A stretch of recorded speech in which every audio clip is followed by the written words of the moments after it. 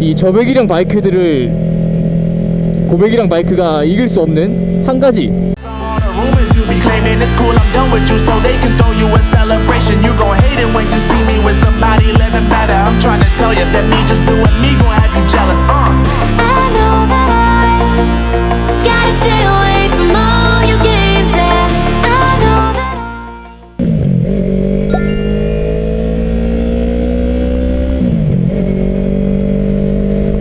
자, 안녕하세요 여러분, 대학생 라이더 솔리드레어입니다.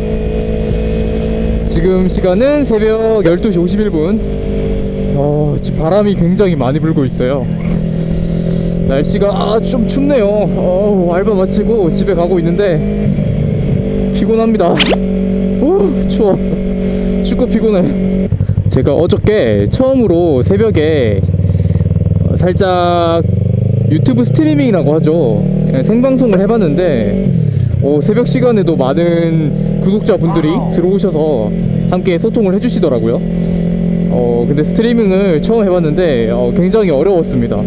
제가 방송 세팅 같은 걸 몰라가지고 거의 그냥 제 목소리만 나오는 정도였는데 그럼에도 불구하고 많은 분들이 소통도 해주시고 재밌게 놀다 가신 것 같아요. 자주는 아니겠지만 가끔씩이라도 스트리밍을 해볼게요. 네. 그래서 오늘은 이렇게 제가 집에 가면서 바로 이 저배기량 바이크의 장점에 대해서 이야기를 좀 해보려고 합니다. 개인적으로 뭐 저배기량 바이크 타면서 좋은 추억도 많았고 저는 저배기량 바이크를 정말 재밌게 탔기 때문에, 물론 사람마다 저배기량 바이크라는 그 기준이 다르겠지만 여기서 이제 영상에서 제가 말하는 저배기량 바이크는 쿼터급 이하, 이제 125cc급 엔트리급 바이크를 이야기하는 거고요. 이제 그런 바이크들이 어떤 장점이 있는지에 대해서 이야기를 좀 해보도록 하겠습니다. 바로 시작하죠. 첫 번째, 저배기량 바이크 장점 첫 번째, 바로 그냥 이 바이크 자체의 가격이 싸다는 거예요. 아무래도 엔진이 배기량이 낮다 보니까 엔진 크기도 작고 바이크 크기도 좀 작고 이러다 보니까 가격이 다른 이제 뭐 미들이나 리터급 이런 바이크들보다 훨씬 저렴하게 구입을 하셔서 즐길 수 있습니다. 뭐 리터급 바이크 같은 경우는 뭐 3천만원, 4천만원 막 이렇게 하죠, 바이크들이. 하지만 이제 125cc급 엔트리 바이크들은 한 500만원 신차로 해서 구입을 하시더라도 500만원 이하면 충분히 구할 수 있기 때문에 가격적인 면에서 메리트가 있는 것 같아요. 물론 중고로 사시면 뭐 200만원, 300만원, 싸게는 뭐 100만원대까지 더 저렴하게 바이크를 구하실 수가 있습니다. 두 번째 장점, 바로 연비입니다. 연비. 아무리 고배기량 바이크들이 파워풀하고 뭐 토크 마력이 넘쳐나고 그런 파워풀한 모습을 보여주지만 이 저배기량 바이크들을 고배기량 바이크가 이길 수 없는 한 가지가 있습니다. 바로 연비입니다. 연비가 뭔지 모르시는 분들을 위해서 간단하게 설명해드리면 그냥 바로 이 연료를 얼마나 쓰느냐예요. 뭐 연비라고 하면 뭐 기본적으로 이제 리터당 휘발유 1리터당 뭐 R3 같은 경우는 평균적으로 1리터로 몇 킬로를 갈 수 있다, 이런 공인 연비 같은 게 있는데 바람. 배기량이 높아질수록 연비는 좀 내려가는 성질이 있거든요. 뭐 리터급 바이크 이런 거는 뭐 연비가 정말 낮게 나오죠. 당연한 게 이제 그런 바이크들은 엔진이 힘을 많이 쓰고 이제 엔진 기통수 같은 게 이제 다르기 때문에 정말 연료를 많이 씁니다. 하지만 그거에 비해서 이제 엔트리급 바이크들은 그렇게 많은 연료를 쓰지 않고도 충분히 이제 동력을 낼 수 있기 때문에 연비 면에서는 이 저배기량 바이크가 정말 우세하다고 할 수 있겠죠.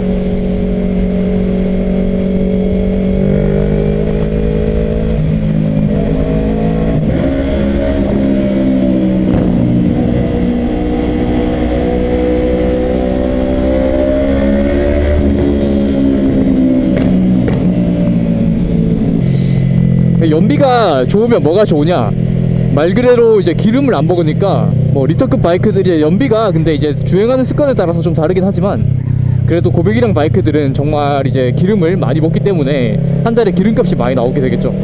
하지만 저배기량 바이크 같은 경우에는 정말 이제 5,000원, 10,000원으로 대부분 이제 풀탱크가 차는데 저렴한 금액으로 오래 탈 수 있다는 그런 장점이 있습니다.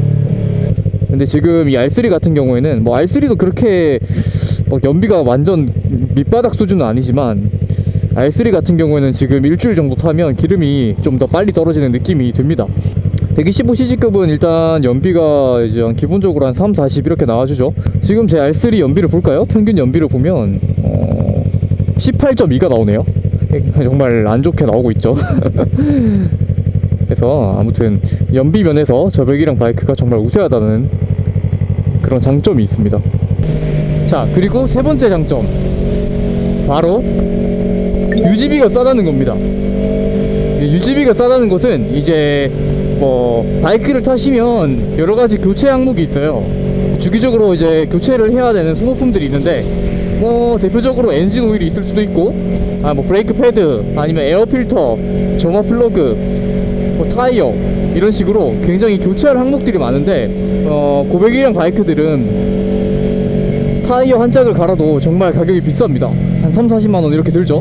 뭐 피렐리 이런 타이어, 이제 좀 고가 타이어 사용하면 막 4, 50만원 이렇게까지 하는데, 그거에 비해서 이제 저배기량 바이크들은 그런 가격들이 대체적으로 쌉니다. 그리고 엔진오일 같은 경우에도 저배기량 바이크 같은 경우에는 대부분 한 통 아니면 두 통을 먹어요. 엔진오일을 한 두 통만 넣어도 이제 엔진에 엔진오일이 충분한데, 뭐 여러분들이 아는 BMW S1000RR 뭐 이런 리터급 슈퍼바이크들은, 그런 바이크들은 이제 4통씩 넣어야 엔진오일이 다 차기 때문에 소모품 가격에서 이제 좀 더 유리하다고 할 수 있죠. 그리고 네 번째, 보험이랑 세금이 쌉니다. 일단 바이크 그 125cc급 바이크는 이제 표준 취득세가 낮기 때문에 일단 바이크를 등록하실 때도 조금 저렴한 가격에 등록을 하실 수가 있고, 보험 같은 경우에도 이제 250cc 이상은 대형 바이크로 취급을 하고, 125cc는 중형, 뭐 소형 이런 식으로 이게 cc별로 바이크를 나누는데, 이제 125cc급 바이크는 그렇게 높은 대형 바이크가 아니기 때문에 보험비에서도 조금 대형 바이크에 비해서 저렴한 그런 장점이 있습니다. 지금 바람이 너무 많이 불어가지고 바이크가 휘청휘청 거려요. 그리고 진짜 춥습니다 지금.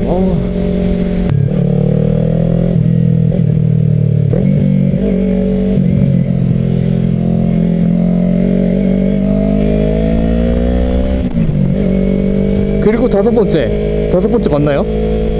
다섯 번째, 바이크 수리 비용이 또 저렴합니다.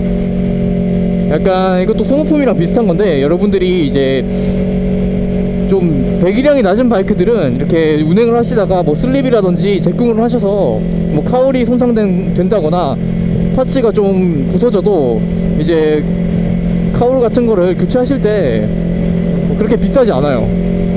물론 상대적인 거긴 한데, 뭐 미들이나 리터급 바이크에 비해서는 훨씬 더 저렴한 가격으로 교체를 할 수 있습니다.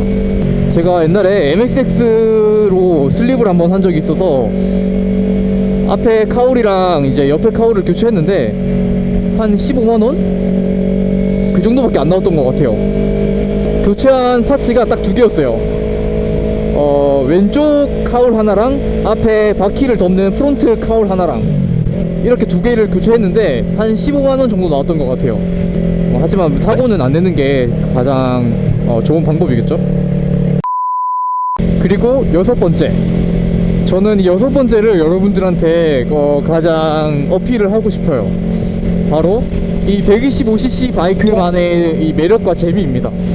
이게 무슨 말이냐면, 이제 고출력 바이크만의 또 매력과 재미가 있겠죠. 이제 고출력 바이크들은 막 이렇게 당기면 엄청난 그 엔진의 파워랑 엄청난 속도, 토크 뭐 이런 걸 느낄 수 있다면, 이제 125cc는 이제 그런 매력 말고는 좀 다르게 또 125cc급만의 매력이 있어요. 일단 125cc 바이크 같은 경우에는 이제 매뉴얼 기준으로 말씀을 드리는 겁니다. 기어 변속을 고배기량 바이크보다 조금 더 많이 해줘야 돼요. 왜냐하면 이제 RPM이 고배기량 바이크에 비해서 빨리빨리 올라가기 때문에 그만큼 기어 변속 타이밍이 빠릅니다. 이제 이게 무슨 말이냐면, 여러분들이 아마 125cc급 매뉴얼 바이크를 타시게 되면 이제 조금만 당겨도 RPM이 금방 올라갑니다. 1단에서 조금만 당겨도 RPM이 금방 올라가고, 또 조금 당기면 2단에서도 바로 이제 변속을 해줘야 되고, 또 조금 당기면 3단 되고, 이렇게 빠르게 기어를 올려줘야 돼요. 하지만 이제 고배기량 바이크 같은 경우에는 이제 RPM을 이제 쓸 수 있는 영역대가 좀 넓기 때문에 이거를 좀 쉽게 말씀을 드리고 싶은데, 제가 약간 입으로 설명을 해드리면, 자, R3 보세요. 1단, 2단, 3단 이런 식으로 올라가죠. 그러니까 그 각 단에서 오래 머무를 수가 있다고 해야 되나요?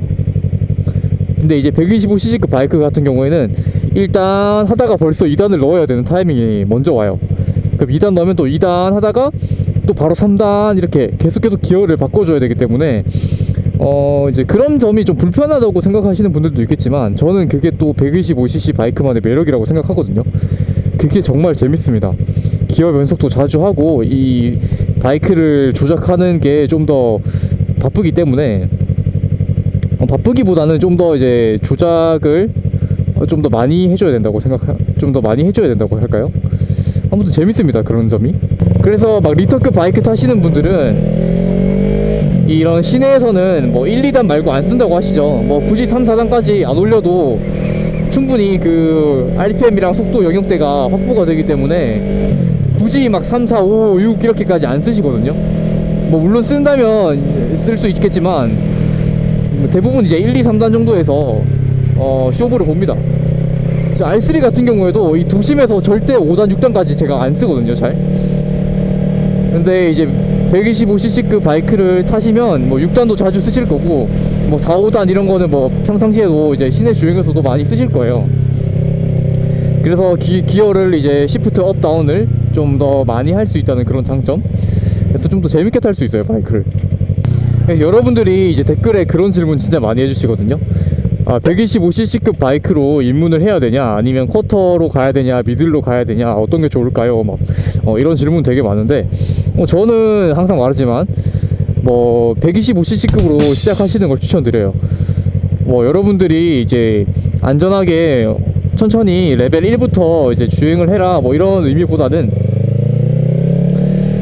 그 배기량에 맞는 재미가 있기 때문에 그 재미를 125cc급으로 즐기시고, 그 다음에 이제 쿼터도 즐기시고 미들도 즐기시고, 이렇게 그 모든 배기량마다의 그런 매력을 즐기셨으면 좋겠어요.